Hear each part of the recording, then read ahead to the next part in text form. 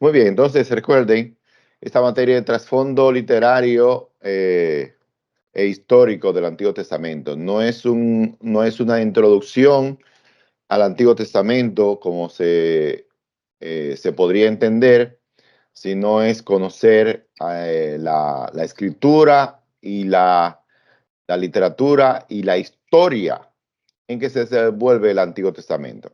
Aunque claro, hay una parte al final que sí vamos a ver un poquito acerca de lo que significa, tiene que ver con cada libro. Muy bien. Entonces, la temática es que mientras estemos dando la clase, vamos a tumbar nuestros micrófonos y si desean decir algo, pueden levantar su mano para poder darle paso. Muy bien. Comenzamos de inmediato. En esta ocasión vamos a comenzar, vamos a un poquito a repasar lo que vimos en la última parte de la semana pasada, que tiene que ver con las versiones del Antiguo Testamento. Así que la semana pasada aprovechamos y dimos una buena parte de ello. Así que lo que vamos a tratar en el día de hoy no será nada extraño. Ok.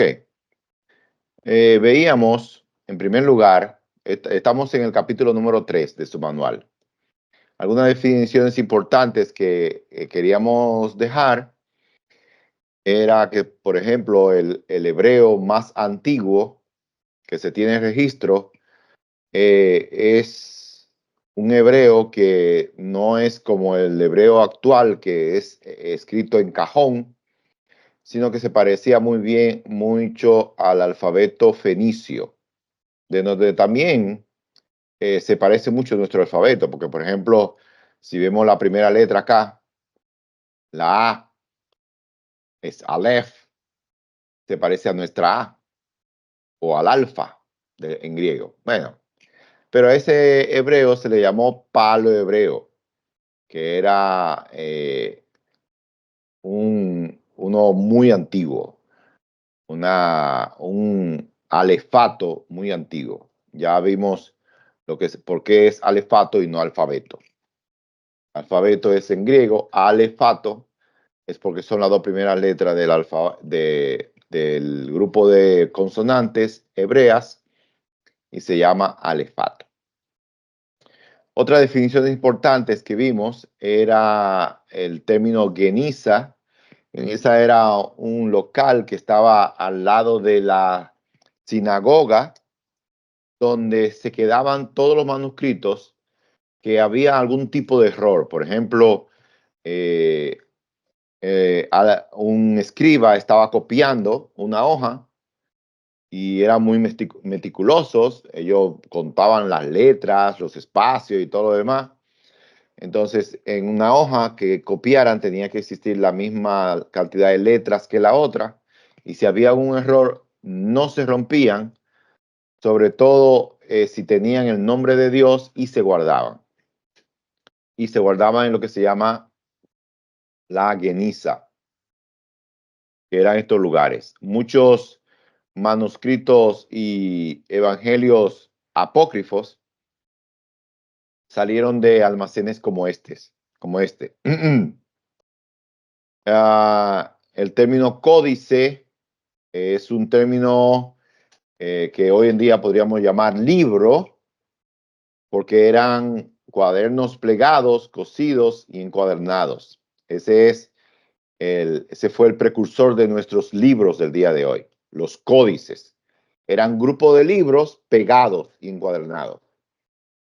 Habitualmente se podía escribir en ambos lados de cada hoja y que le llamaban página, que podían numerarse y que estos eran manuscritos. Recuerden, la imprenta se vino a descubrir en los años 1400. Estamos hablando que desde antes de Cristo ya se escribía y todo había que hacerlo a mano. Muy bien, entonces, sobre las versiones del texto hebreo, la primera que encontramos es el Pentateuco samaritano. Es un conjunto, es una versión con un hebreo antiguo y es una de las versiones más antiguas que hay, aunque no es una traducción, sino una versión con letras antiguas. Es decir, ya vimos lo que eran las letras antiguas. Entonces así era el alfabeto samaritano, que era un hebreo con letras antiguas. La antigüedad del texto se remonta a mediados del siglo IV antes de Cristo. Estamos hablando de que los samaritanos llegaron en el siglo VI antes de Cristo. Estamos hablando de los 700, y ya en el siglo IV ellos habían hecho su manuscrito del Antiguo Testamento. Aparecen muchos testimonios de ellos, por ejemplo, en Jerónimo Eusebio, que conocía muy bien este manuscrito, y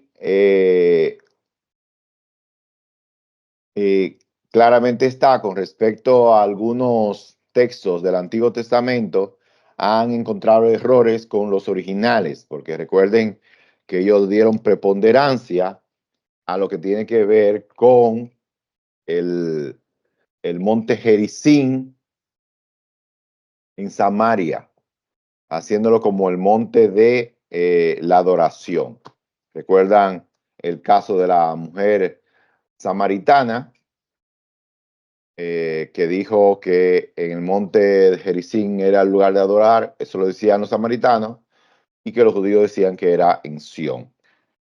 Y ellos entonces tienen que vindicar a Gerizim como monte de adoración. Dentro de las versiones antiguos testamentarias existen los targumes o targumes. Los targumes son eh, traslaciones libres y parafraseadas del texto hebreo al arameo. Es decir, es como una versión en lenguaje actual o una versión popular. Es decir, más que una traducción, era una versión parafraseada. Es decir, dice más o menos lo que significaba al arameo. Entonces, los targumes, eran muy conocidos los targumes porque se propagaron mucho en el culto de la sinagoga, y que sobre todo fue desplazando al hebreo en la vida cotidiana. Estos targumes al inicio se daban en forma oral, y así se usaba en las sinagogas, pero luego fueron escritas.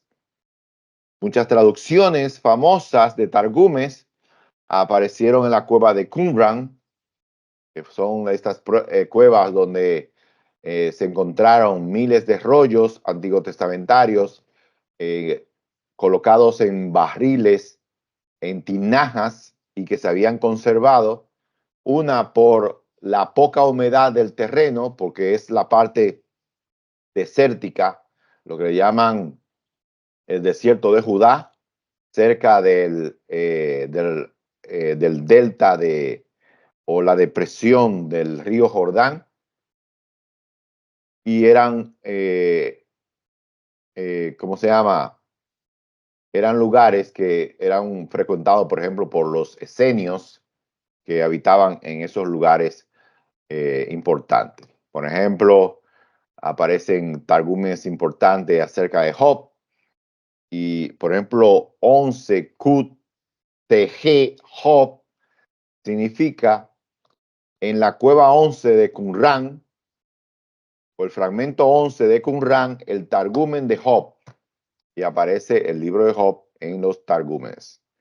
Muy bien, muchos de estos libros pertenecen al siglo II de nuestra era, así que no tienen tanta antigüedad, pero lo importante es que han quedado registrados. Unas versiones griegas importantes tiene que ver, la más importante, tiene que ver con la versión de la Septuaginta o de los 70. Abro el micrófono para ver quién se atreve a contarme lo que entiende cómo se formó la versión de los 70. Levantando la mano, alguien que se atreva a contar un poquito acerca de cómo se formó la versión de los 70 y por qué se llama así.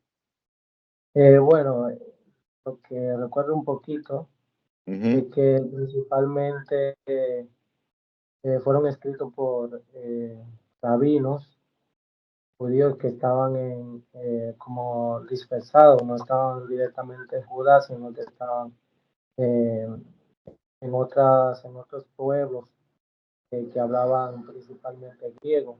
Entonces ellos sí hicieron esa traducción. Bien, bien, ¿alguien más puede decir algo más que entienda? Adelante, Ariel. Sí, la versión de los 70, porque en Alejandría, ¿verdad? Fue encargada por el rey de ese momento, no sé si Ptolomeo o algo así, Ptolomeo y, Filadelfo. y mandó a los eruditos, que en este caso eran 70, 72, que hicieran la traducción. Entonces, esa compilación, ¿verdad? De la Torah, hecha por esos eruditos, como eran 70, se llama así. Muy bien, excelente. ¿Todos estamos de acuerdo con Ariel? Bien, gracias Miguel, gracias Ariel. Y ciertamente es así. La, la versión, ¿cómo se llama? La parte más importante que tenemos que tener claro de la versión 70 es que no fue una versión pedida por un hebreo, sino por un gentil. Eh, el rey Ptolomeo Filadelfo de Egipto reunió en Alejandría unos 72 sabios. Dice, hay un poquito de leyenda que dice que a los 72 sabios se le puso a traducir de hebreo a griego y que cuando se juntaron exactamente lo tradujeron de la misma manera. Hay un poquito de leyenda ahí, pero lo importante es que por eso se llama de los 70, porque eran 72 sabios y la palabra Septuaginta quiere decir 70 en griego. Y fue una traducción griega que fue muy popular. Sobre todo fue la que utilizó exclusivamente la tradición cristiana. La tradición cristiana utilizó la versión de los 70 porque era en griego. El catolicismo romano defiende que los libros apócrifos deben estar en su llamado deuterocanónico o segundo canon, porque estaba en la versión 70. Pero si ellos se recuerdan, en la versión de Jerónimo, que vamos a ver más adelante, que es en latín, Jerónimo no la coloca. Bueno, la tradición de los 70 se inició a inicio con la Torá a mediados del siglo III en Alejandría y luego siguieron los profetas y los restantes escritos. Muy bien. Ahora, hay varias versiones en griego, varios códices o que le llaman o como le llaman técnicamente códex de esos escritos de la Septuaginta. El más completo está en el Vaticano, por eso se llama Codex Vaticano o B, Codex Vaticanus, y se remonta desde el siglo IV después de Cristo. Y este tiene el Antiguo Testamento completo. Luego sigue el Codex Sinaiticus, que está en el monte Sinaí, en convento que hay, una basílica, y este está casi completo. El alejandrino, de igual manera. Entonces hay otros que son un poquito, ah, eh, un poquito más viejos, el Ryland Greeks y el Forward, perdón, son del 458-266.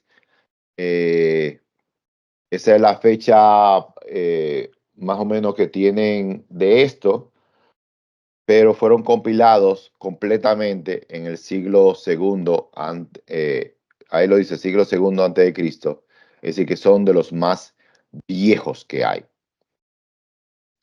Bien, esa es la Septuaginta. Otra versión griega se llamó la Exapla de Orígenes. Exapla, ¿por qué? Porque tenía 6 versiones en un solo lugar. Esta se tradujo al siríaco en el 616 al 617. Realmente las originales se perdieron y luego quedó una que se llamó la Ciroexapla, aunque esta fue escrita de los 240 a los 246 después de Cristo. Contenía las versiones de la Septuaginta, la siguiente. Estaba el consonántico hebreo, la transcripción griega del texto, es decir, no una traducción, sino una transcripción, como si dijéramos una versión textual. La traducción de Aquila, que fue uno que también hizo una traducción, vamos a ver más adelante. La de Simaco, estaba la de los 70 y la de Teodosión. Es decir, eran 6. En una hoja habían 6 columnas y las 6 columnas era una parte de esa traducción del Antiguo Testamento hebreo. Muy bien. Luego vinieron otras versiones griegas. Por ejemplo, la versión de Aquila, que fue hecha en el siglo II después de Cristo, y se han conservado fragmentos en la Genisa Cairota. ¿Recuerdan que le dije Genisa? Que era importante.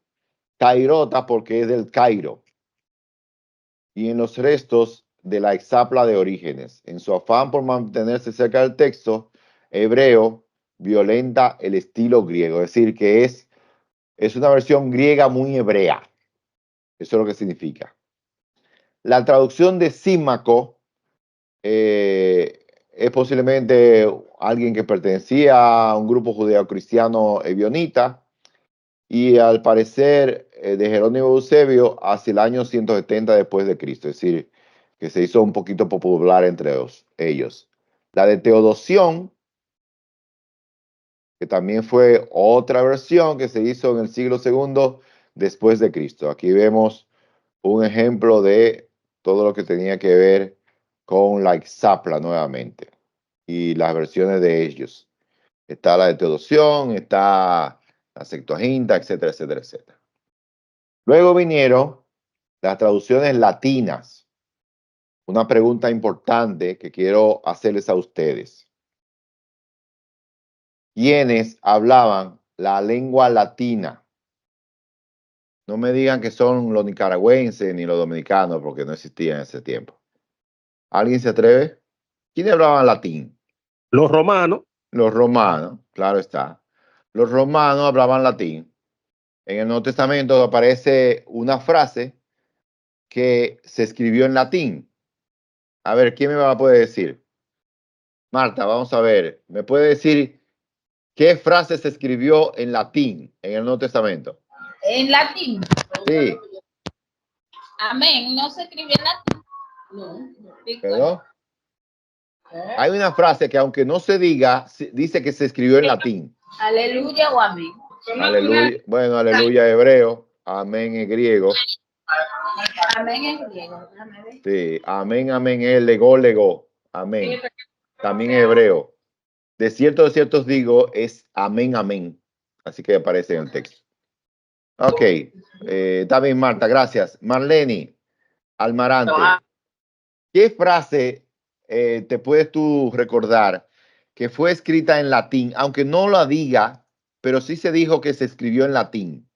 Pero usted dice que lo dijo ahora o en la clase pasada. No, mi estimada. Estoy hablando, ¿qué texto en la Biblia dice de una frase que se escribió en latín, aunque no se haya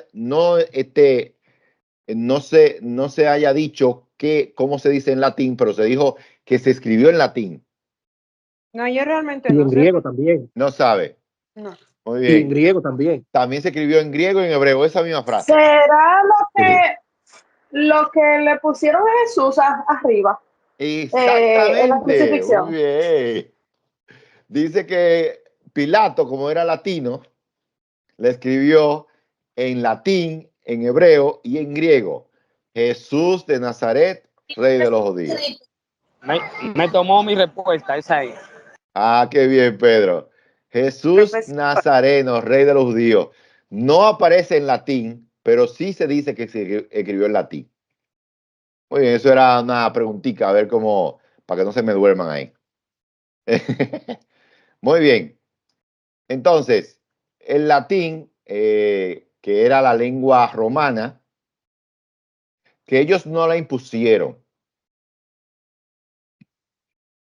a menos que no sea en la misma ciudad de Roma y la península itálica, porque dejaron que el griego circulara como tal. Es decir, como alguien que venga, que si los rusos, que se hagan dueños del mundo. Ellos no van a cambiar el ruso, van a dejar que el inglés siga su curso, lo que sea. Bueno, más o menos así. La primera versión latina que se tiene registro se escribió en el siglo II después de Cristo. Estamos hablando del siglo II, son los 101 al 199, al 200. Estas realmente son, habían dos versiones, una africana y otra itálica. La africana la menciona mucho Cipriano de Cartago. Cartago, que era una ciudad importante de África, que pertenecía a los romanos. Y aparecen otros puntos importantes. Ahora, esta versión, la Vetus Latina, fue la versión popular que utilizó el gran y eminente pensador cristiano de esos siglos, que se llamó Agustín de Hipona. Muy bien, entonces ese es un poquito como de todo lo que tiene que ver con eso, con la Vetus Latina. Ok, entonces luego sigue otra versión que es realmente la versión más popular, y así se llamaba, la Vulgata, que significaba la popular, y fue llevada a cabo por Jerónimo del 347 al 420. Miren cuántos años claramente está. Él no duró todo ese tiempo traduciendo. Fue encargado por un papa llamado Dámaso I. Él hizo una revisión de la Vetus Latina, pero con el texto griego, dando lugar a lo que se llamó el Psalterium Romanum, de donde se hacen las traducciones católicas. Él comenzó en el 390 y luego siguió hasta su muerte, 420, unos 30 años más o menos en traducir. Muy bien, entonces este tuvo cierto inconveniente con Agustín de Hipona, y fíjense que él utilizó para el Antiguo Testamento la versión hebrea, Veritas Hebrea, que esta no incluía los apócrifos. Quiere decir que la Vulgata de inicio no tenía los apócrifos. ¿Qué sucedió en 1546? En 1546, en vista de la controversia con Lutero, de que Lutero había hecho una traducción al alemán de la Biblia, desde textos hebreos y griegos, el griego que se tenía, que era el Textus Receptus de Erasmo de Rotterdam, ellos en 1546, en el Concilio de Trento, decretaron que la única versión oficial y fidedigna era la versión Vulgata, porque la versión de Lutero tenía influencia humanística. Es decir, que fue un humanista que hizo el texto griego. Entonces la declararon herejía a la versión del pobre Lutero. Luego me vinieron versiones siríacas, como la Pechita, que es una versión un tanto popular para algunos. Quieren la Pechita, significa sencilla, corriente, y surge en el siglo IV y siglo II y V de nuestra era, y estamos hablando de versiones del Antiguo Testamento, aunque la Pechita también tiene el Nuevo Testamento. Revela en muchos pasajes proximidad a los targumes, ya que el siríaco es una evolución del arameo. Otras versiones, está la armenia en el siglo V, la georgina, y Georgina es de Georgia, que pertenecía a la Unión Soviética anteriormente, es decir, cerca del ruso. Estamos hablando de dos lenguajes muy cercanos al ruso. No al ruso de hoy en día, pero eso era un ruso antiguo. Había otras traducciones, una traducción gótica del obispo Godo Ufita, es decir, antes de que España hablara el español, habían una traducción godo. Godo y los visigodos eran los pobladores de la península ibérica cuando los romanos lo atraparon. También hay del tiempo del Islam, coptas del siglo III después de Cristo. Muy bien, en esencia, estas son algunas de las traducciones más importantes del Antiguo Testamento. Ok, ahora, las traducciones son importantes, pero ¿cómo entonces vinieron a a llegar a nuestros días estas traducciones? Por eso, vamos a ver este módulo, el módulo 5, que tiene que ver con la transmisión del texto del Antiguo Testamento. El Antiguo Testamento se originó durante un periodo aproximadamente de 1000 años. ¿Cómo fue ese proceso? ¿Cómo fue el proceso histórico de toda esa cosa? ¿De dónde salieron los datos del Antiguo Testamento para que sean registrados? Nosotros vimos un poquito acerca de lo que era canon.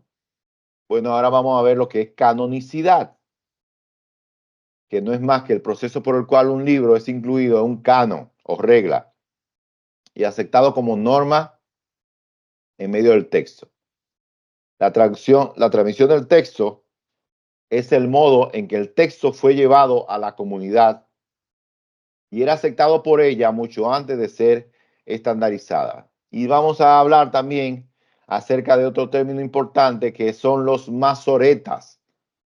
El término masora hace una referencia a un conjunto de signos que se colocaban al margen o al pie del texto bíblico.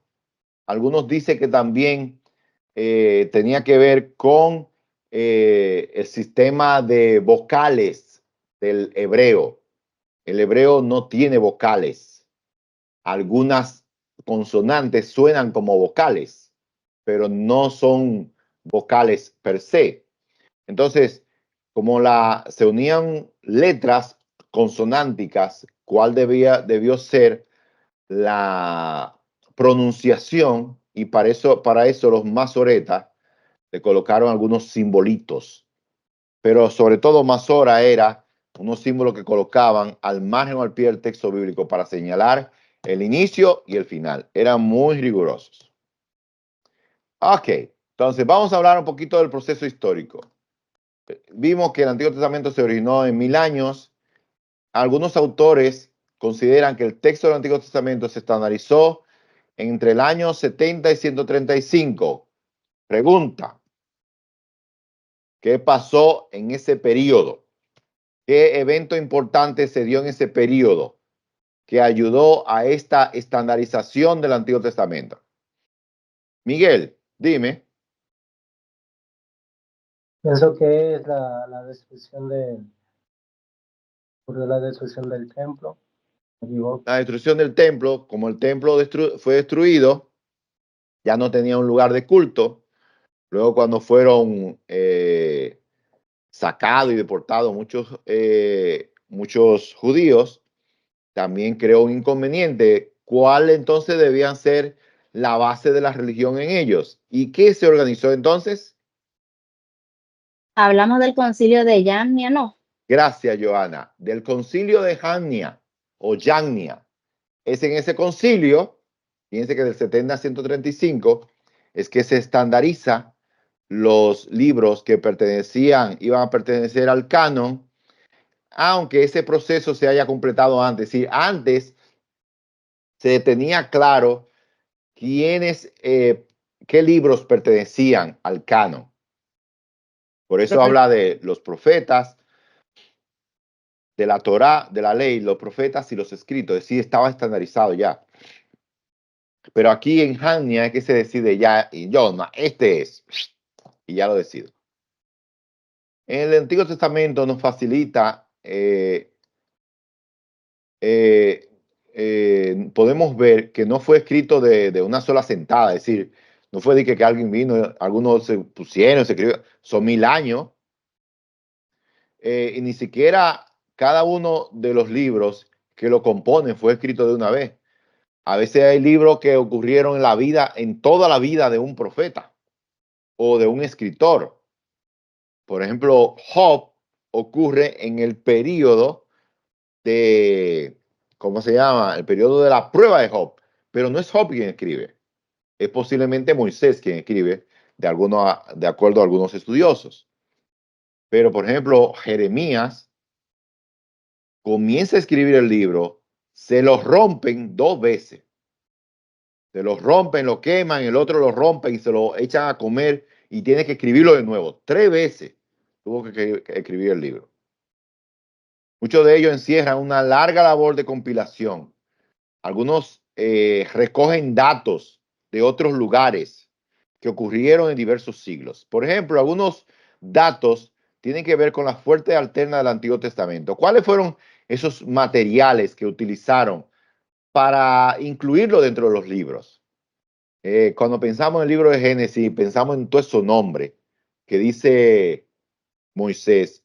¿Y de dónde Moisés sacó todo ese nombre? Es probable, y dice en Génesis 5:1, que había un libro de generaciones guardado o que se había transmitido oralmente. Y entonces él toma este libro para, ¿cómo se llama? Este libro como fuente para escribir el Génesis. También había otros libros, que fue el libro de las batallas de Jehová. Alguien estaba componiendo un libro de todas las batallas y sirvió para ello. También aparece en Josué 10:13, cita por su parte el libro de Jacer, que aparece en 2 de Samuel 1:10. Esto fue cuando el sol se detuvo en Gabaón y la luna en Estradión. Fue cuando aquel día se hizo el día más largo de la historia de la humanidad. Y el libro de Crónicas, que fue el último libro de su especie, que hablaba de los reyes de Judá, tuvo que tomar muchas fuentes. Por ejemplo, el libro de profetas, como está escrito en el libro del profeta tal. Entonces ellos tomaron fuentes, porque fue un libro que se escribió mucho después. Es posible que haya sido recopilado por el mismo Esdras y se haya puesto después. Fíjense que es el único texto, es el único libro histórico que registra la deportación total y habla acerca de uno de los reyes persas, de Ciro, que lo manda a devolver. Así que muy interesante cuando lean 1 y 2 de Crónicas, que noten ese detalle. Pero también hubo fuentes directas, cosas que aparecían en el mismo texto y que la vivieron. que la vivieron en su momento y que en su momento, como la vivieron, la escribieron de inmediato. Por ejemplo, la derrota de Amalek, dice Dios, escribe esto en un libro. Lo escribió. Éxodo 24:4 dice, escribe estas palabras en un libro. Y la ley fue escrita en un libro de inmediato. Génesis 24, Éxodo 24:7 también habla acerca de esa realidad. En 1 Samuel 10:25 dice que Samuel lee y escribe la ley del reino en un libro y la guarda. Es decir, él escribió parte de su libro ahí mismo. Josué con la alianza dice en el Josué 24:15, dice, aquellos que me sigan, no sé a quién ustedes van a seguir, pero en mi casa y yo serviremos a Jehová. Y dice que todos los que estaban ahí escribieron en un libro el pacto que habían hecho. También en Isaías 38, el profeta es inspirado a escribir en una tabla y a registrar en un libro la profecía que ha pronunciado. Ahora, claramente está que también hay una fuente interesante que explica un detalle importante. Muchas veces cuando leemos la Biblia y la interpretamos, nosotros tenemos que tener claro que en textos difíciles, la Biblia se interpreta a ella misma. Siempre la Biblia se interpreta a ella misma. Pero mire qué importante es que en el Antiguo Testamento, algunos libros fueron ya etiquetados como parte del canon porque fueron mencionados. Por ejemplo, en 2 de Crónicas 34:14 se menciona el descubrimiento del libro de la ley dado por Moisés. Muchos creen que era Deuteronomio, que era una ley, este descubrimiento que se hizo en tiempos de Joás, pero también en tiempos de Josías, y que fue leído al pueblo. En los tiempos de Daniel, ya se conocía el libro de Jeremías. Lo menciona Daniel en Daniel 9:2. Dice, y así como dijo Jeremías, que se ha de cumplir el tiempo de la deportación de Israel, 70 años, etcétera, etcétera. Miren qué interesante. Isaías 34:5 y 6 menciona, hay una profecía contra Edom y hace mucha referencia a Números 24:18, que es el caso cuando se habla acerca de que los edomitas no dejaron cruzar al pueblo por el terreno, a pesar de ser familiares, para ir a la tierra prometida. En 2 de Crónicas 17:7, en tiempo de Josafat, se institucionaliza la enseñanza de la ley contando con el libro de la ley de Jehová. Miren qué interesante. También aparece datos de otras personas importantes en otro libro, lo que hace esto importante. Ahora, ¿cuáles fueron las formas de esta transmisión del texto? En primer lugar, se hizo por medio de los profetas que tienen sucesión a lo largo de la historia del Antiguo Testamento. Los profetas fueron hasta Juan, pero hubo un periodo en que los profetas cesaron, que fue el periodo del silencio, que dio concordancia muy bien a lo que se llama el periodo entre Malaquías y el Nuevo Testamento. Malaquías fue el último libro, aunque en el canon el último libro era 2 de Crónicas, pero como era de los profetas posteriores, en nuestro canon es el último libro y fue el último. Estos escritos de los profetas, muchos de ellos fueron guardados en lugares seguros para ser protegidos. Por ejemplo, la ley.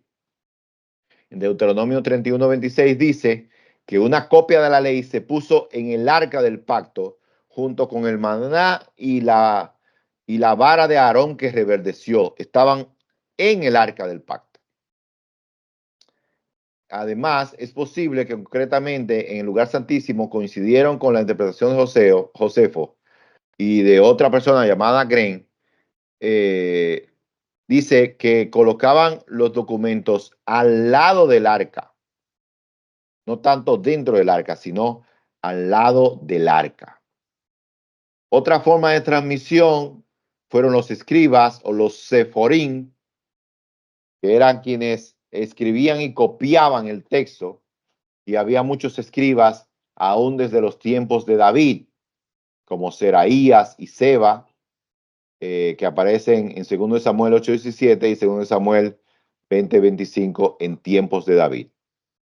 Ahora, en el periodo premasoreta, una copia auténtica debe ser ejemplar, de la cual el mismo copista no debe desviarse en lo más mínimo. Ninguna palabra, ninguna letra, ni una coma debe ser escrita de memoria sin tener el escriba el códice delante de él. Eso era una ley de los copistas en tiempos premasoretas. Los masoretas crearon un sistema de signos que permitía leer las vocales, como decía anteriormente, que el texto era originalmente consonántico, y su labor tiene lugar en el siglo V y VI después de Cristo. Quiere decir que es después de Cristo que aquellos que no sabían leer bien las consonantes del hebreo fue que tuvieron a disposición un texto con consonantes. Por ejemplo, aquí tenemos un grupo de letras hebreas. Es la Yud, Hei, Vav y Hei. Es lo que le llaman el tetragramatón o las 4 letras. A ver, ¿quién me puede decir? Eso se lo dieron a ustedes claramente cuando hablaba el nombre de Dios en la cosa anterior. ¿Quién me dice qué significa esas 4 letras? Levantando la mano. La Y, la H y la WH. ¿Nadie? Eso Muy hace bien. referencia al nombre divino de Dios, que era Yahvé. Muy bien, gracias, Johanna. El tetragramatón es como se escribe Yahvé. Ahora, ¿cómo se debe pronunciar Yahvé? Ese era el problema. Porque sucedió que en la antigüedad, las personas, para poder cumplir el segundo mandamiento que dice que no tomarás el nombre de tu Dios en vano, ¿saben lo que hizo? No lo pronunciaban.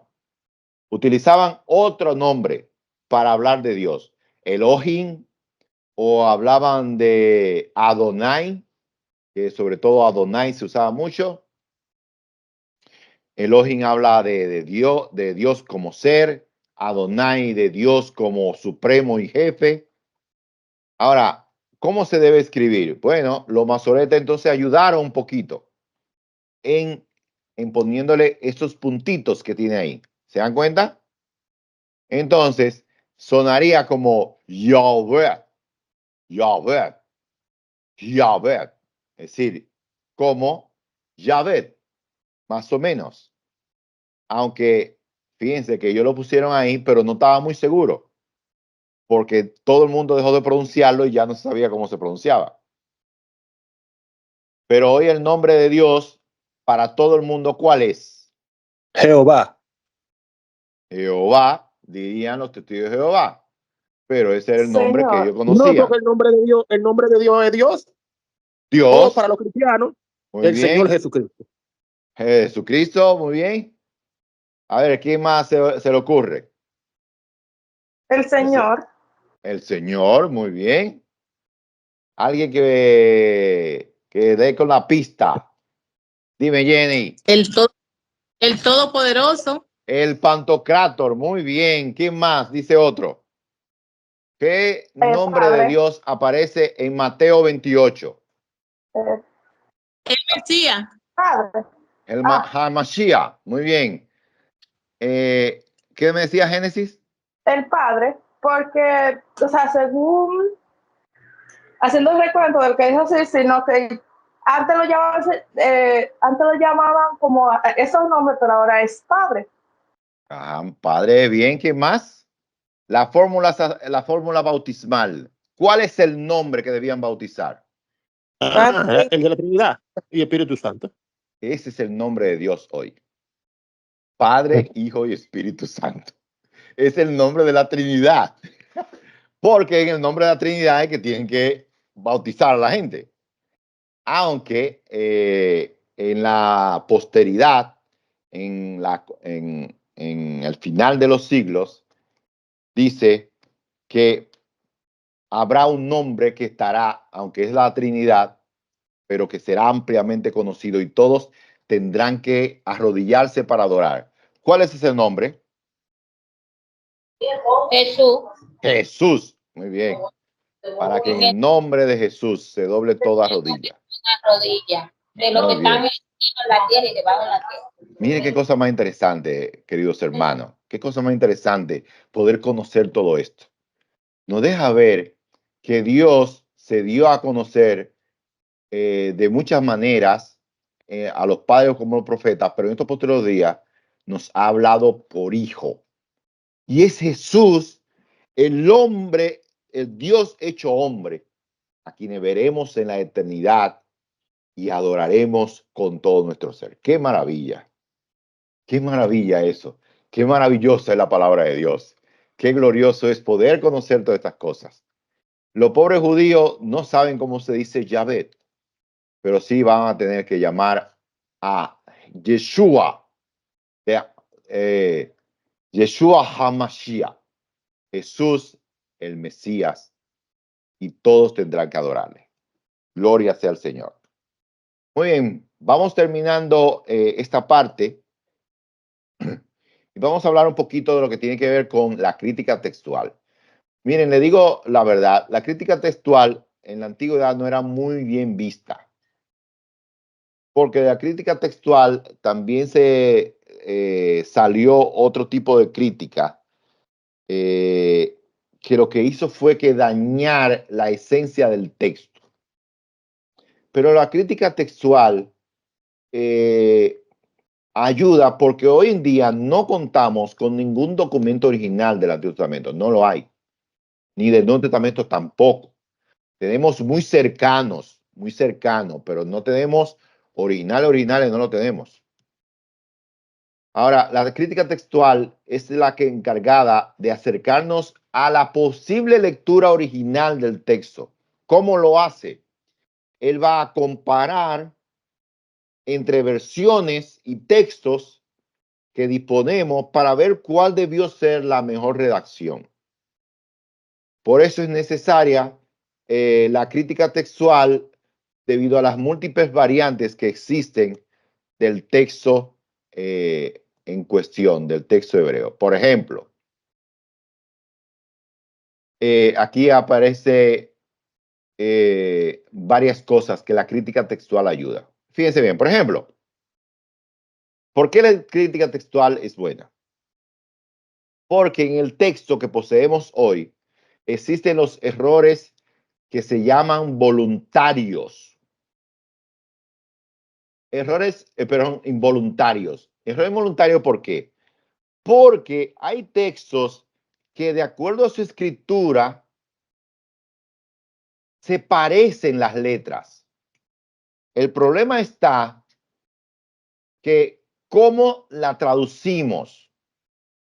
¿Cómo la traducimos? Por ejemplo, aquí está en hebreo como se escribe David. Es Dalef, Yod Dalef, D-I-A, D-V-A, D-V-A. Muy bien. Entonces, ese David, que bien puede decir escrito David, también algunos cometieron involuntariamente algún tipo de error y puede ser traducido como copa, como copa. Entonces hay errores voluntarios. También existió lo que se llamó un cambio del orden de las palabras o metástasis. Es decir, que cambiaban una palabra por otra de posición o de orden. Por ejemplo, en el Salmo 49, el verso 11 y 12, dice, su último pensamiento en hebreo se escribe de una forma, pero también puede ser traducida, interpretada de otra manera. En vez de pensamiento, tiene que ver con la tumba, porque se parecen mucho. También se omitieron palabras. Cuando la omisión es de letras que se siguen inmediatamente, esto se llama aplografía. Cuando el error se produce al pasar del final de una palabra a la otra siguiente, saltando el texto intermedio, se conoce como homoieteloiton. Son términos técnicos de traductores. Y está el homoiopactón, cuando hay dos palabras que comienzan iguales y entonces se confunden. Entonces, en su material, en la página 36, hay muchos ejemplos acerca de eso. No se preocupen que no habrá preguntas de eso en el examen, pero es importante que lo sepan. Ahora, dentro de los errores involuntarios también existió la variante producida por repetición de letras, que se conoce como dictografías, o la unión o división de palabras que se unían en vez de dividirla. Aparece todo eso. Y en la vocalización de los masoretas, recuerden que yo le dije que los masoretas le pusieron símbolos, pero ellos no sabían muy bien cómo de verdad se pronunciaban y crearon cierta distorsión. Y también mala interpretación de las abreviaturas de los masoretas. Ahora, existieron también lo que se llamó modificaciones voluntarias, es decir, que en vista de que la palabra es muy fea, entonces se cambió por otra por diferentes razones. Por ejemplo, palabras que se usaban muy poco. Por ejemplo, vinieron los copistas y vieron en Isaías 51, 17 y 22 que aparece la palabra cáliz, el cáliz de la ira. Pero cáliz era un término muy viejo, no se usaba. Y entonces lo cambiaron por vaso de libaciones, porque exactamente eso era lo que significaba. El vaso de libaciones, el vaso de la adoración. También habían supresión de expresiones que sonaban mal o eran escandalosas o eran antropomorfismo o sonaban muy feo. Por ejemplo, originalmente en hebreo, el nombre del hijo, de uno de los hijos de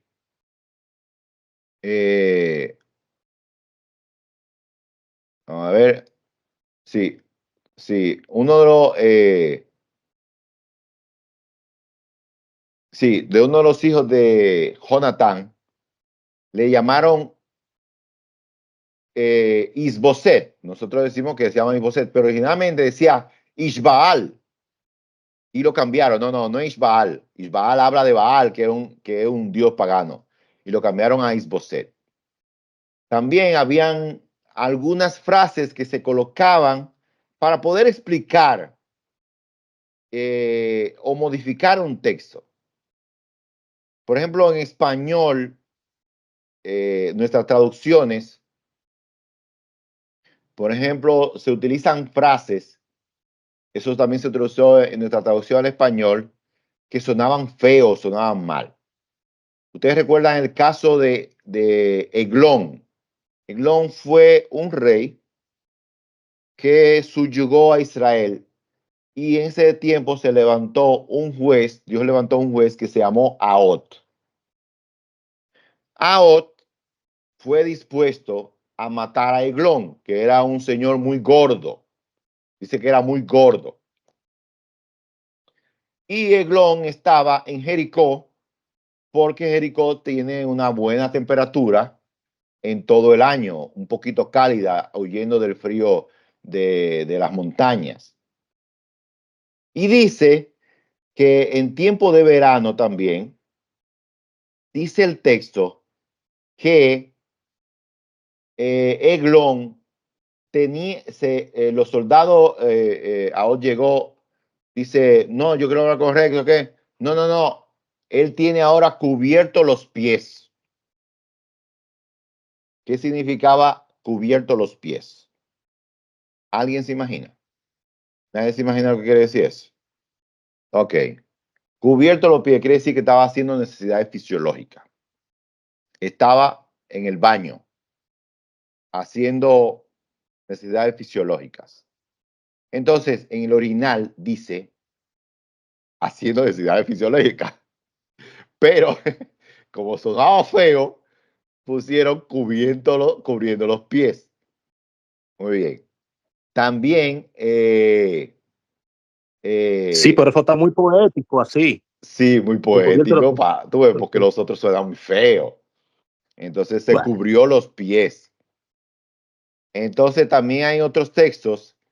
Dice que cuando desde el cuerpo, dice que cuando va al campamento, cuando tú vayas a dar del cuerpo, lleva una puya para que no haya suciedad en el cosa. Era que no había letrina ni baño y tenía que dar del cuerpo. Entonces, muchos de estos textos fueron traducidos. Por ejemplo, también nuestra Reina Valera sufrió muchas de esos tipos de modificaciones. Muy bien. Entonces, la crítica textual nos ayuda a ver eso. Dentro también de la modificación voluntaria, como lo dijo, habían textos que, por ejemplo, fueron interpretados o que el copista le pareció muy bonito, pero entonces él quiso poner una frase que pueda explicar ese texto. Y entonces ellos cometieron esos errores. Por ejemplo, en Zacarías 12:12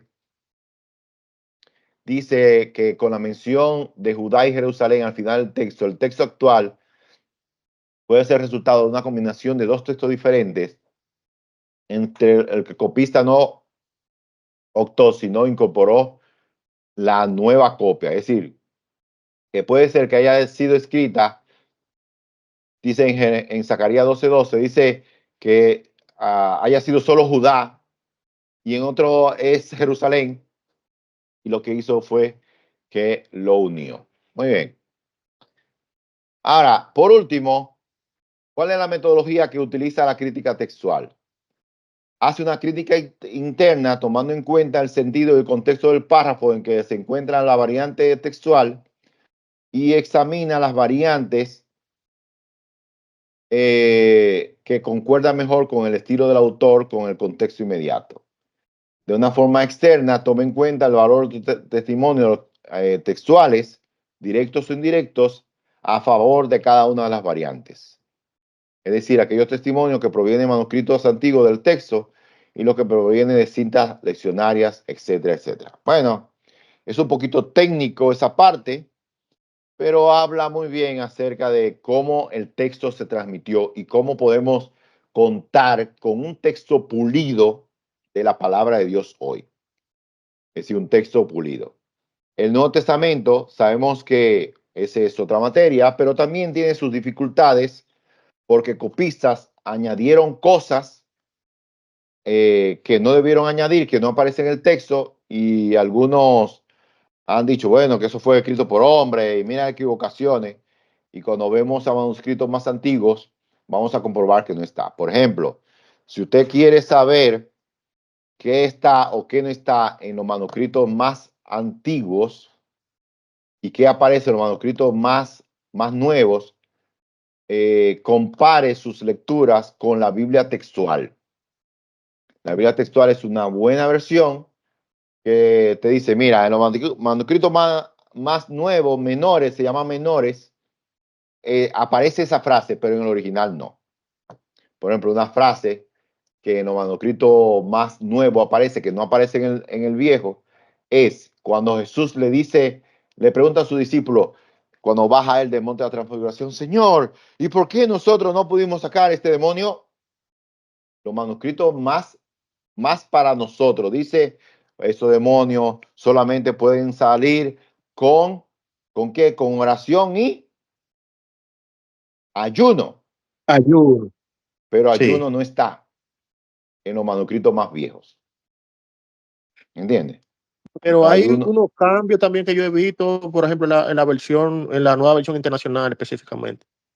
bueno, la nueva versión internacional, recuerde que es una versión que no es del estilo textual y que conlleva el texto. Tiene que ver con un aspecto de moderno, de entender algunos lenguajes.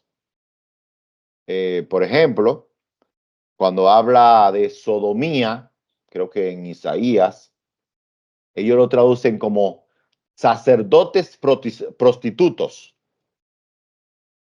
o prostitución idolátrica, porque eso eran los hombres que estaban en los templos, donde la gente iba a adorar teniendo relación sexual con ella, hombre con hombre, mujeres con mujeres. Eso era un desastre. Nosotros pensamos, antes los tiempos eran mejores que ahora. Mire, eso era un rebú. Y lo que ustedes ven hoy del movimiento LGBTQ+, eso es un chivito alto jobo de lo que había antes. Antes era duro también. Pero como quiera, la iglesia sobrevivió a esa realidad. Bien, hermanos, ¿alguna pregunta? ¿Tenés alguna pregunta para compartir? ¿Algo no se entendió? ¿Algo necesita ser explicado? ¿No? Hasta ahora hemos visto dos puntos importantes. Uno tiene que ver con las traducciones del Antiguo Testamento, aquellas versiones que no están en hebreo, sino en otros idiomas. Vimos que una de las más antiguas es el Códice Samaritano. Luego vienen las versiones griegas, sobre todo la Septuaginta, la Exapla y de otros más. Y observamos que también había traducciones siríacas.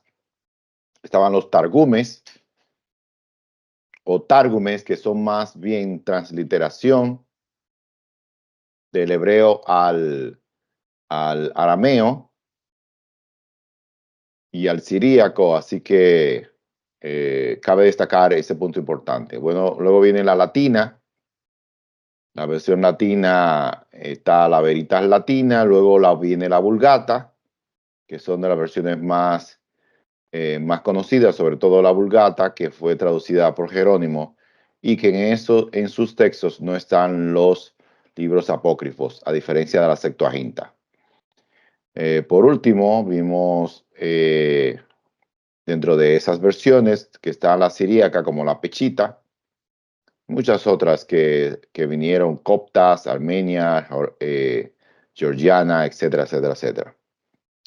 En segundo lugar, vimos cómo se transmitió el texto, cómo escritores antigotestamentarios utilizaron alguna base externa para llenar todo el material, sobre todo lo que tenía que ver con la genealogía que aparece en Génesis capítulo 5, y también como aparece el libro de las batallas y otros libros que fueron escritos de inmediato, de acuerdo a las circunstancias. La importancia de la crítica textual para estar seguros de que tenemos un texto más acorde o muy cercano a los textos originales, que hoy en día no lo poseemos, pero que bien puede ayudarnos para identificar eso. Las diferentes variantes que hay y por qué la crítica textual es una ayuda, las omisiones involuntarias o los errores voluntarios, y también las comparaciones y la glosa explicativa, etcétera, etcétera, etcétera. Muy bien. Hasta este punto tiene que ver con la transmisión del texto y el Antiguo Testamento. Pero ahora vamos a hablar un poquito de la forma de la escritura del Antiguo Testamento. Y tiene que ver con la dimensión literaria. Y vamos a notar aspectos muy importantes. Hemos de destacar que los textos bíblicos se escribieron en un determinado idioma. En este caso, dos, hebreo y algunas partes en arameo, algunas, y dentro de un molde cultural. Aquí hay dos cosas importantes. Fueron escritas en idiomas muy viejos, uno de ellos ya muerto, como el arameo, y sobre todo a una cultura.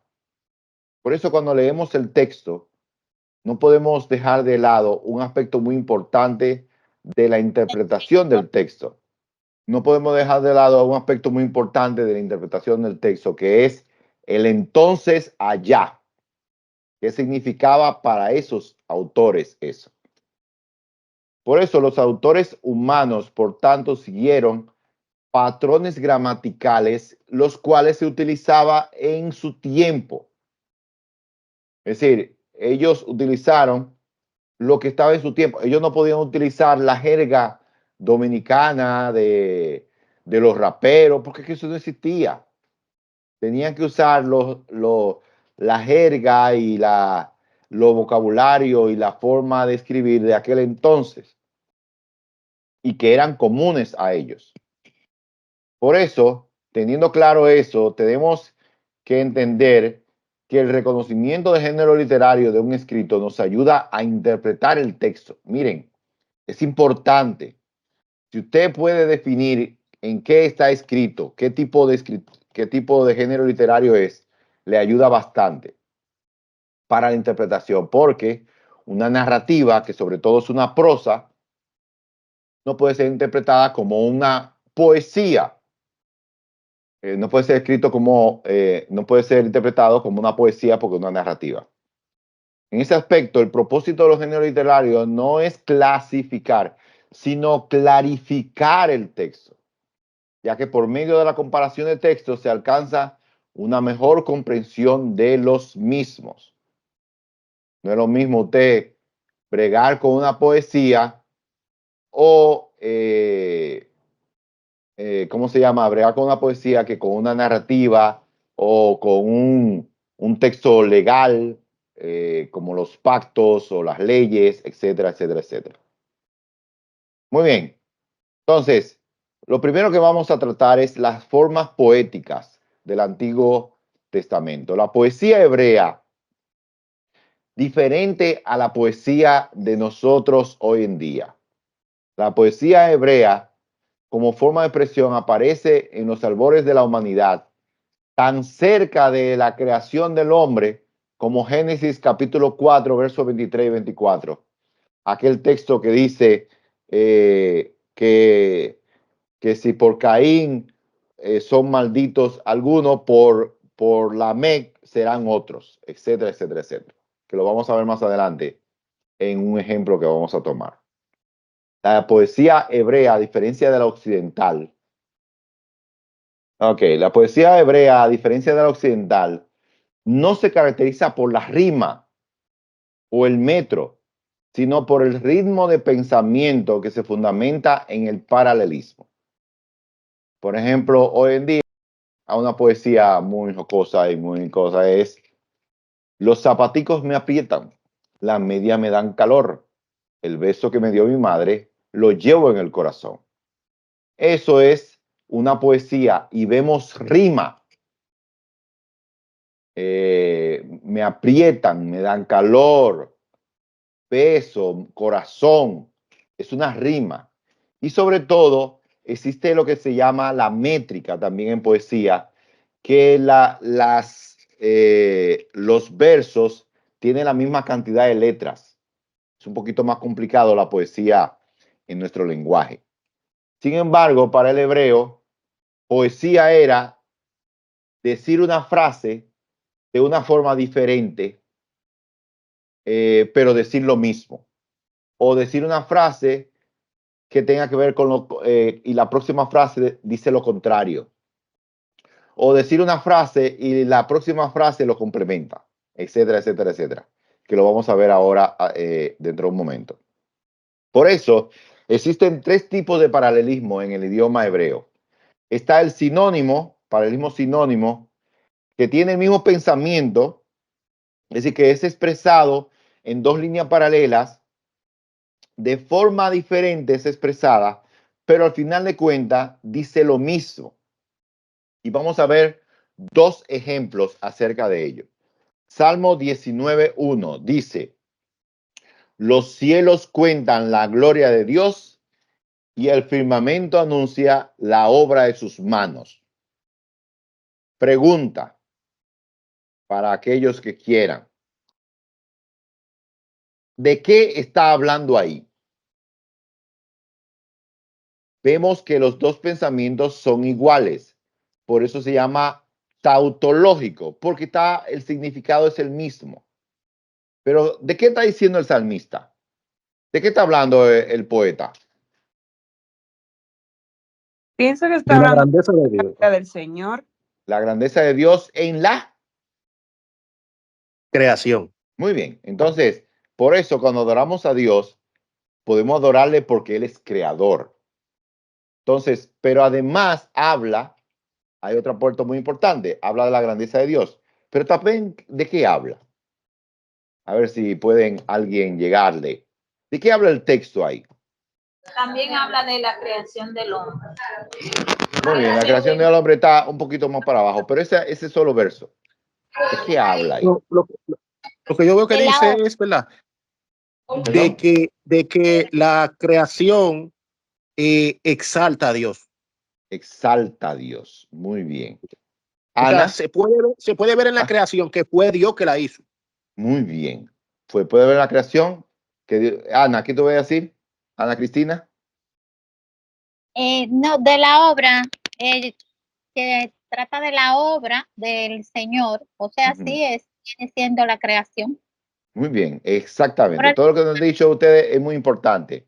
Creo que Ariel va más por donde yo pensaba, que tiene que ver con la revelación de Dios en la creación. ¿Podemos conocer a Dios a través de la creación? ¿Sí o no? Sí. Sí, ¿por qué? sí, ¿Por qué dice el texto? ¿Qué dice el texto? ¿Qué dice el texto? Que los cielos cuentan la obra de sus manos. Lo- eh, exacto, dice, los cielos cuentan la obra de Dios y el firmamento anuncia la obra de sus manos. ¿Qué quiere decir eso? Que la creación revela a Dios y Dios es revelado en la creación. Dios se dio a conocer en la creación. Muy bien, eso tiene que ver con la parte de teología que ustedes vieron, pero fíjense cómo la poesía nos ayuda a aclarar y conocer qué tipo de poesía es, nos ayuda a ver cómo interpretamos el texto. Ok, vamos al próximo texto, Génesis 4:23. Génesis 4:23 nos dice la palabra de Dios. Si alguien lo tiene, lo puede leer primero que yo. Génesis 4:23. él dijo, Lamé a sus mujeres, Ada y Sila, y oíd mi voz, mujeres de Lamé, escuchad mi dicho, que un varón mataré por mi herida y un joven por mi golpe. Muy bien. ¿Qué es lo que está diciendo el texto? Usted mismo. Quien leyó. ¿Qué usted entiende que está diciendo Lamec ahí? Él está anunciando como que va a ser como un suceso. Está anunciando algo, que va a ser algo. Muy bien. Venganza. Venganza. Muy bien. Fíjense que ahí hay dos versos, dos paralelismos. El primer paralelismo tiene que ver con quién.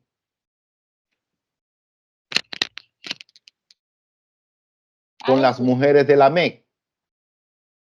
Y fíjense que dice lo mismo. Ada y Sila, escuchad mi voz. Mujeres de Lamec, dad oído a mis palabras. ¿Cuáles eran las mujeres de Lamec? Ada y Sila. Fíjense que la primera frase y la segunda está diciendo lo mismo. ¿Qué es lo que está diciendo Lamec? Miren, mis mujeres, escuchen esto. ¿Y cuál es lo que deben escuchar?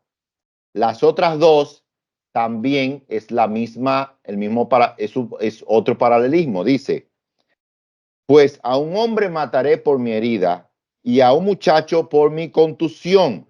¿Qué quiere decir eso? Que si alguien me hiere, yo lo voy a matar. ¿Entiendes? Si alguien me hiere, yo voy a matar. Entonces, ¿qué es lo que está diciendo en esencia? Está diciendo, miren, mujeres, tú ves esta herida que me hicieron, yo voy a matar a uno. Ya está. Eso es lo que está diciendo en la poesía. ¿Entienden la idea? Muy bien. Entonces, es interesante el paralelismo. Aparecen muchos otros paralelismos Profesor, una pregunta. Cuéntemelo. O sea, ¿cuál es la lógica Ujú, de repetir varias veces lo mismo en formas diferentes, por decirlo así? ujú. Bueno, lo que sucede es que para ellos, allá entonces, eso era poesía. ¿Entiende? Para nosotros no. Para nosotros Dios suena como, ¿y para qué repetimos tanto eso? Pero para ellos era poesía. Era la No, forma de escribir y inclusive de aquí hacer también. poesía. Y me disculpan lo jocoso que va a sonar, pero aquí, si escuchamos, por ejemplo, el merengue ripiado, Ajá. dicen una cosa al derecho y después vuelve y lo dice al revés, lo mismo. Sí, igual, es poesía. Es poesía. Poesía de pueblo, poesía antigua, que no llevaba métrica ni rima. Pero, por ejemplo, a pesar de ello, hay una cierta rima en la forma y en las palabras que se utilizan. Pero sobre todo, la poesía tiene que ver con el concepto. Existe otro paralelismo, no sé si quedaste satisfecha con eso. ¿Se entendió? Sí, sí, profesor, está bien, gracias. Sí, porque es la forma de cómo ellos hacían poesía antes. Para nosotros quizás no encontramos sentido, pero era para ellos sí. Otro tipo de paralelismo es el sintético. ¿Qué es el paralelismo sintético? El paralelismo sintético es que la segunda línea del verso añade una variación ampliando el concepto. Por ejemplo, si vamos al Salmo 19:7, el Salmo que hace un momento lo tomamos, Salmo 19:7, dice de la siguiente manera. Dice, la ley de Jehová es perfecta. Fíjense bien, esta es la primera frase. La ley de Jehová es perfecta. Restaura el alma. Primera poesía. La ley de Jehová es perfecta, restaura el alma. Y viene entonces la segunda frase. Dice, el testimonio de Jehová es fiel, que hace sabio al sencillo. ¿De qué está hablando ahí el salmista? El salmista está hablando acerca de la ley de Dios, que utiliza dos nombres diferentes. Una le llama la ley de Jehová y el otro es el testimonio de Jehová, pero está hablando acerca de la ley. En la primera frase dice que es perfecta, es decir, que no tiene ninguna mancha y puede restaurar el alma. Y la segunda frase dice que es tan fiel que puede hacer sabio, es tan fiel, es tan fidedigna que puede hacer sabio al sencillo. Y es importante poder conocer las palabras. ¿Qué significa la palabra sencillo en el Antiguo Testamento en hebreo? ¿Quién me puede decir? ¿Alguna idea que tengan? Sencillo, Yo creo que habla tal vez de humilde. humilde. Bueno, una traducción para nosotros sería una persona humilde. Pero es que hay otra traducción que se puede hacer. Manso. Puede ser manso. Manso. ¿Cuál otra? En culto de oración por ahí, donde está Marta. ¿Nadie más se atreve? Bueno, en el libro de los Proverbios se hablan de muchos personajes.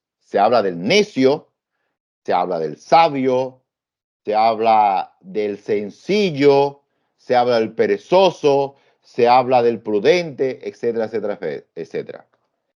¿Quién es el sencillo en el lenguaje hebreo?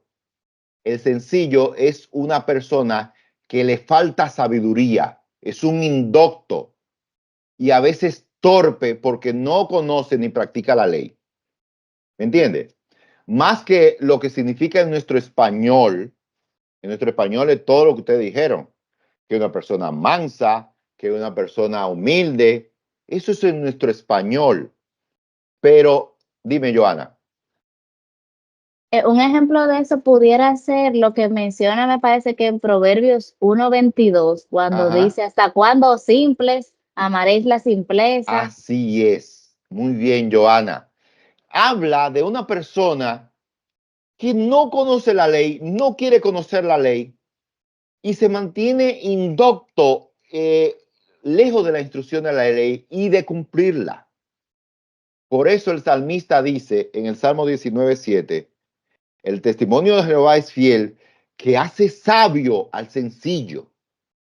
Miren, eso es tan duro que en el libro de Proverbios dice que el sencillo, el simple, ve a la mujer en la calle, a la prostituta, y la prostituta dice, yo voy a buscarme un simple, a un sencillo, para engañarlo. Porque el sencillo también es aquel que se deja engañar y atrapar por otro. Es un tonto, diríamos en nuestro español. Es uno que, a pesar de que puede conocer más, no quiere. Y fíjense que solo conociendo las palabras nos dice muchas cosas. Para nosotros hubiese podido interpretarse, bueno, la ley, el testimonio de Jehová es fiel, que hace sabio al humilde. No, hace sabio a aquel que no tiene conocimiento. ¿Entienden la idea? Entonces, va mucho más profundo. Y esa es la belleza de la poesía hebrea. Miren qué hermoso es. Entonces, esto es lo que se llama un paralelismo sintético. La primera frase es amplía, pero muchas veces hace un análisis, es analítico. Salmo 23 dice, Jehová es mi pastor, nada me faltará. Entonces, ¿por qué? Dice el salmista. Salmo 23 dice el verso 1, Jehová es mi pastor, nada me faltará. Eso es el resumen de que Dios es su pastor. Los versos 2 en adelante van a describir de una forma poética por qué Dios es su pastor. Dios es su pastor porque le va a ayudar, le ve, le lleva a lugares de tiernos pastizales, al pasto fresco, restaura su alma, le cuida en lugares de peligro, me protege en lugares de mis enemigos, pero sobre todo me cuidará aún en el momento de la muerte, que es el verso número 6. Mire qué hermoso, eso es poesía, poesía de paralelismo sintético. ¿Alguna pregunta? Ok. El tercer paralelismo tiene que ver con el antitético. Y el antitético es mucho más fácil de detectar porque la segunda frase normalmente se encuentra en oposición o en contraste de la primera frase. Por ejemplo, en el Salmo 1, versículo número 6 dice, pero Jehová conoce el camino de los justos, pero la senda de los malos conduce a la perdición. Esto es poesía. ¿Qué es lo que está diciendo el salmista?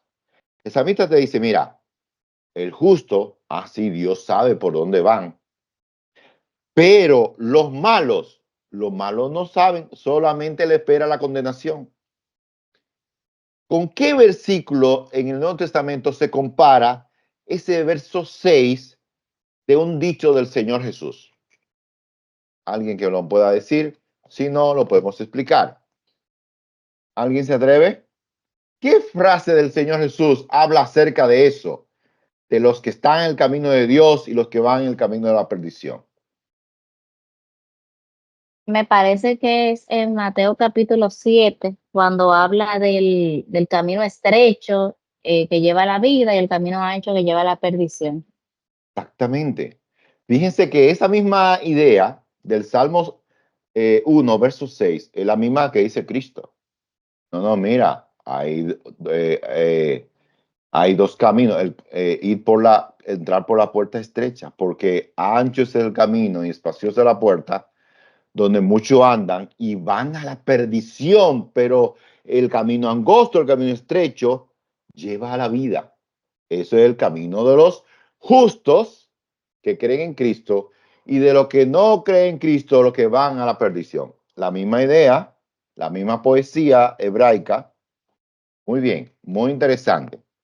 Así que bien puedo utilizar eso para cualquier mensaje de meditación. Mira, ¿cómo se compara? Mira qué interesante. ¿Cómo se compara este paralelismo? Ok. Ahora, ¿cuáles son las formas más frecuentes que aparece en el Antiguo Testamento de la forma de escritura? Están las poesías y poemas líricos, es como aparece la poesía. Por ejemplo, los salmos es una poesía lírica totalmente, compuestos para ser cantados y acompañados por instrumentos musicales, porque comunican sentimientos. Ustedes verán que muchos salmos aparece escrito para Jesurún o escrito para tal cosa. A veces eso explicaba la nota que debía tener cuando se cantaba. Eran poesías o poemas líricos, pero también había poesía didáctica o lo que le llaman nómica, de conocimiento, de norma. Por ejemplo, estaban los proverbios y Eclesiastés, que entran en esta categoría porque están centrados en la instrucción. El mismo libro de Proverbios dice, oye, hijo mío, mis instrucciones. Claro está, esta forma de poesía didáctica tenía que ver con consejos para la vida. Tenemos que tener mucho cuidado de que hay consejos de los proverbios que no se aplican para el día de hoy. No podrían aplicarse porque está escrito para una cultura diferente. ¿Me entiendes? Los principios sí se aplican, pero mucho cuidado con lo que aparece en el libro de los Proverbios y que debemos aplicarlo de manera correcta. Esa instrucción no se comunica a partir de pensamientos abstractos, sino de la observación de la vida y atendiendo al deber y al orden moral del universo. Además, hay poesía dramática, como por ejemplo el libro de Job, y en menor medida, Cantar de los Cantares. En esta presentación, el movimiento no lo establecen los personajes o los hechos, sino las ideas. El argumento se desarrolla entrelazando pensamientos. Vemos, por ejemplo, en Job, es un acto dramático. Por eso algunos judíos cuando interpretan Job, dice que es el drama del que sufre. Es un drama. Algunos dicen, bueno, Job no fue un personaje real, es un drama del que sufre. Pero claro está, debido a la exactitud de la geografía y de la historia que habla, ciertamente se trató de un personaje real.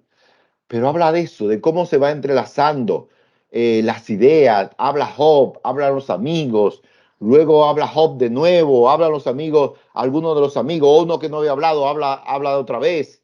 Job no responde y Dios habla. Y al final, cuando Dios habla, que Job no habla, no dice nada, dice nada más, mira Señor, de oída yo te había oído, pero ahora mis ojos te ven. Ese es el final del drama de la poesía. Muy bien. Hay otras formas poéticas como cantos de trabajo, como aparece en número 21, una despedida en Génesis 31, 27 y individuales, como aparece en Génesis 4, 23, que lo vimos hace un momento. Y habían elegías o cantos fúnebres, como aparece en Génesis 50, 10, cuando muere Jacob y cuando muere José. Y también cantos de batalla, sobre todo que aparece luego de Débora y Barak vencer a Sísara. Ahí aparece un canto de batalla. Es poesía y hay también litúrgicos, etc. Hay oráculos, como el oráculo de Balaán, y hay bendiciones y maldiciones como aparecen en Génesis 9, 25 al 27 y también sobre todo en Deuteronomio, cuando aparece las maldiciones y las bendiciones. También hay dichos, por ejemplo, cuando celebra el novio. Ustedes sabían que una de las primeras poesías que aparece en la Biblia, en el Antiguo Testamento, tiene que ver con Adán. Adán, cuando vio a esta mujerón que le pusieron ahí, una que era igual que él, pero más bonita, tiene que decir en Génesis 2, 23 lo siguiente. Dice Génesis 2, 23. Y el hombre dijo, esta es ahora hueso de mis huesos y carne de mi carne. Será llamada varona porque del varón fue tomada. Eso es poesía. Eso es poesía. Entonces, dice además el verso 24, que es Adán quien lo dice. Pero eso dejará el hombre a su padre y su madre y se unirá a su mujer y los dos serán una sola carne. No había papá y mamá, pero ya él estaba dejando claro cómo debían ser las relaciones entre matrimonios. Hay refranes, hay acertijos como el de Sansón y hay proverbios sapienciales como aparecen en otros capítulos. Todo eso aparece en su libro en la unidad que tiene que ver con la parte literaria. Bien, entonces la prosa. La prosa son narraciones, ¿verdad? Narraciones sobre todo, no escritas en forma de poesía, sino en lenguaje normal, en lenguaje para explicar algo. Muy frecuente aparece en lo que llaman los textos jurídicos o el derecho causístico, que tiene su lugar propio en la comunidad jurídica y habla de delitos y consecuencias. Por ejemplo, la ley, hay una parte en poesía, pero hay otra que es jurídica. Dice, si alguno hace esto, le va a pasar esto, etc. Eso es narración, es prosa. O derecho apodíctico, que está dado en la segunda persona. Si alguno hiciere tal cosa, le va a pasar tal. Los pactos bíblicos son prosa también, pero está hablado como una forma también, una forma de, ¿cómo se llama? En una forma de género literario. Por ejemplo, los pactos bíblicos normalmente es como un escrito, como un discurso. Hay un preámbulo, hay un prólogo histórico, hay lo que se llaman estipulaciones, que quiere decir lo que tiene que ver con cada una de las cosas que se deben cumplir.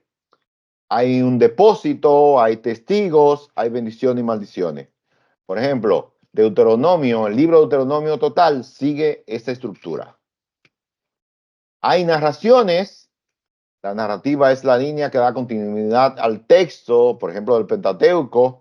Aparece Génesis, que la mayoría es todo narrativo, hasta llegar a la tierra prometida, y también los libros históricos es esencialmente narrativo, pero también aparece en otros textos.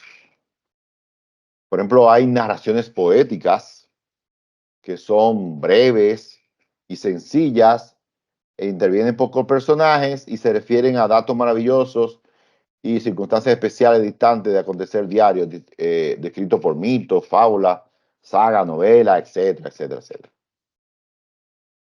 También está el aspecto de narraciones, la prosa histórica que habla de las memorias, la historia, los relatos autobiográficos, los relatos de sueños y visiones que aparecen muy presentes en el Antiguo Testamento. Y gracias, arigato, gozaimashita, osi, merci, sayonara, etcétera, etcétera, etcétera. Muy bien. Hasta aquí es nuestra clase del día de hoy. Recuerden que todo está siendo grabado. Si alguien lo pierde, lo puede recapacitar y pueden discutirlo entre ustedes. ¿Alguna pregunta? Una pregunta, profesor, y Adelante, Marlene. no es específicamente acerca de lo de hoy, sino yo analizando, hay ciertas cosas de las cuales usted habló, y por ejemplo, cuando yo estaba haciendo la tarea, no las vi. Entonces, tengo la duda de si el examen va en sí solo del material que estamos leyendo o debemos tomar en cuenta otros escritos, no sé. No, básicamente es del material y de las charlas. Usted ve la charla, ve el material y entonces va a poder encontrar la respuesta a todas estas cosas. Y a veces de los examencitos que yo doy, para que vayan cogiendo pinta de cómo van los exámenes. Muy bien, entonces básicamente es del material. Y de las presentaciones, ustedes cogen las presentaciones, los videos, estudian de eso, 100 garantí. Digo, 100 en los exámenes, porque recuerden que todo en esta materia no son los exámenes, también son los foros, también son las actividades y además el control de lectura que deben entregar antes de finalizar el curso. Aparte de otro control de lectura que pueda ponerse. Perfecto. Muy Una bien. cosa, profesor, yo no Sí. no pude estar en la clase pasada. Sí. Las grabaciones que hacen, ¿dónde las suben? Yo subí una grabación de la clase pasada. Está en el foro, en el grupo. Si estás en el grupo, la vas a poder ver. Hubo problemas técnicos con la grabación de la semana pasada, pero básicamente yo le di una grabación de otro curso que yo di y que se trata de lo mismo. Inclusive está, creo que lo tengo en YouTube, que ustedes lo pueden también ver. Lo voy a reenviar para que lo tenga ahí mismito. Muy bien, te lo reenvié. Esa es como la primera clase. Entonces, básicamente lo mismo que tratamos la semana pasada. Pues Que está eso te bien. puede ayudar. ¿Alguna otra pregunta? Yo no. ¿Otra persona? Muy bien. Vamos a hacer alguna pregunta entonces a ustedes, a ver cómo están. El canon samaritano incluye el Pentateuco, los profetas y los escritos. ¿Qué incluye? ¿Alguien sabe qué contenía solo el canon samaritano? Eso lo vimos la semana pasada. Según yo leí, creo que los Pentateucos. El Pentateuco también opina. Solo el Pentateuco, exactamente. Entonces esa es la respuesta. El Pentateuco. Muy bien. Ok. Otra pregunta.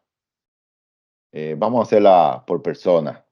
Ana Cristina, ¿estás ahí? Sí, estoy aquí. Ok, Ana Cristina, ¿tú me podrías decir si es verdad o falso que los targumes son transliteración libre del hebreo al arameo? Repite la pregunta. Los targumes son traslaciones libres del texto hebreo al arameo, ¿sí o no? Bueno, no le puedo decir. No, no hay problema. Si no te lo sabes, no pasa nada. ¿Verdad? Vamos a ver, Jenny, ¿me la puede decir? Dígamelo, profesor. Los targumes son traslaciones o traducciones libres del texto hebreo al arameo, ¿sí o no? Sí. Sí, muy bien. Esa es la respuesta. Entonces ya tienen 2 preguntas. Buena ahí. Para el examen. All right. Vamos a ver. Otro texto. Dígame el paralelismo que aparece en este versículo. Proverbio 16:7. Cuando los caminos del hombre son agradables a Jehová, aún a sus enemigos hace estar en paz con él. ¿Qué es eso? ¿Un paralelismo sinónimo, sintético o antitético?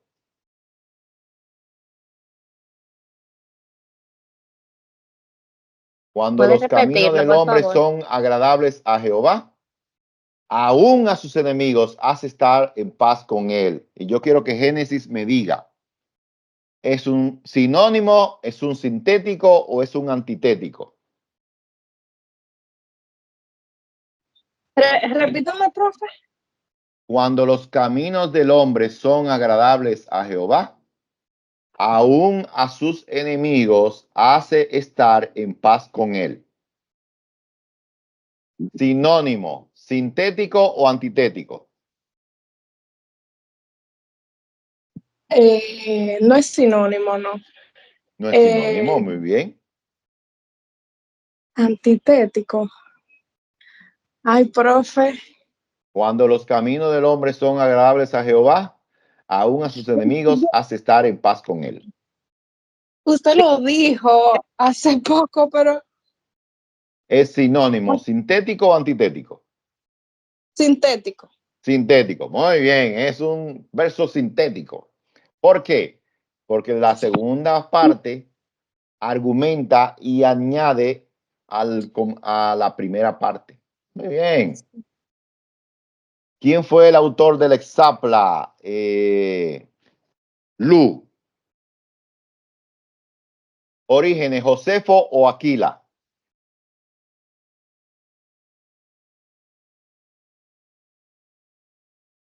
Lu. ¿Quién fue el autor de la Exapla? Orígenes, Josefo o Aquila. Aquila. Bueno. ¿Quién más? Pedro. ¿Está de acuerdo con Lu? Aquí, profesor. ¿Quién escribió la Exapla? No, maestro. ¿Eh? ¿Quién es el autor del Exapla? Orígenes, Josefo o Aquila. Josefo. Josefo. Muy bien. Joana. Orígenes. Orígenes. Por eso se llaman las Exaplas de Orígenes. Muy bien. Ok. Ok, ya vamos. Ustedes van bien. Tienen que leer bien los géneros. Ok, vamos a ver esta. Dígame el paralelismo que aparece en Proverbio 16:16. Mejor es adquirir sabiduría que oro preciado, y adquirir inteligencia vale más que la plata. Joana. Repítamelo, por favor. Mejor es adquirir sabiduría que oro preciado, y adquirir inteligencia vale más que la plata. Sinónimo, sintético o antitético. Yo creo que es sintético. Sintético, muy bien. No es sintético realmente. Otra persona. Fíjense que, dime Ariel, ¿qué tipo de cosas hay ahí? Yo creo que antitético. Antitético. Sí. Vamos a leer el texto. Oye, como dice el texto. Mejor es adquirir sabiduría que oro preciado, y adquirir inteligencia vale más que la plata. Profesor. No, pero Dime, esto fue lo que un Ana. contraste. Yo digo que este es un sinónimo. Sinónimo. Estoy de acuerdo, es un sinónimo. Vamos, Ana, ¿por qué es un sinónimo? Explícame. Al principio habla de sabiduría Ajá. y dice sabiduría que como el oro, y luego vuelve en la segunda y repite lo mismo pero diferente, pero significa lo mismo porque habla de plata en la segunda parte. Exactamente. Es un paralelismo sinónimo. ¿Por qué? Porque habla de la importancia de la sabiduría por encima de las riquezas. Eso es lo que está diciendo el texto. La sabiduría es mucho más preciada que las riquezas. Perfecto. Muy bien. Excelente. Ok, vamos a dejarlo aquí, queridos hermanos. ¿Tienen alguna pregunta? ¿No tienen preguntas? Bueno, ya yo no tengo más preguntas porque si le doy más preguntas le digo el examen. Quiero destacar que tenemos un examen parcial. Un momentico, déjame entrar aquí de nuevo. Tenemos un examen parcial en este mes de junio. El examen parcial está para el día 23, si mal no me acuerdo. Sí. Del 23 al 28 de junio tienen el primer examen parcial. ¿Qué se tratará en ese examen parcial? Se tratará los dos módulos que hemos visto. Sobre todo, si ustedes copiaron la preguntita que yo le dije, le va a ayudar para poder definir y tener algunas respuestas importantes. Pero va a contener eso. Léanse el material hasta el capítulo número 3, que todo eso conlleva el primer, ¿cómo se llama? El primer examen parcial y las preguntitas que le he hecho hasta el capítulo número 5, perdón, que tiene que ver con el asunto de dimensión literaria. Son 7 días, es una sola oportunidad y tiene valor, si mal no me equivoco, de 15 puntos. De 15 puntos. Así que otra cosa importante que tienen que tener pendiente para esta semana, para este mes, es completar, le di un chance hasta el lunes para completar lo que tiene que ver con el foro y con las actividades de aprendizaje, que algunos solo subieron a Hamnia y no subieron la otra. Entonces, súbanla y aquellos que no han participado en el foro, que lo hagan, porque es importante que podamos discutir. Yo leo todos los foros, yo estoy leyéndolo, estoy haciendo algunas aclaraciones, algunas cosas importantes, así que quiere decir que tengan eso muy claro. Muy bien. Entonces vamos a dejar la clase finalizada por el día de hoy. Yo creo que todo está claro con todo lo que tiene que ver con las asignaciones, pero además todos están claros con lo que tiene que ver con los videos que están disponibles y que el próximo 23 al 28 tienen examen y hay que llenarlo. Tienen una sola oportunidad, 45 minutos para llenar un examen bastante sencillo, muy fácil, muy fácil. Así que denle para allá. Oren mucho, estudien mucho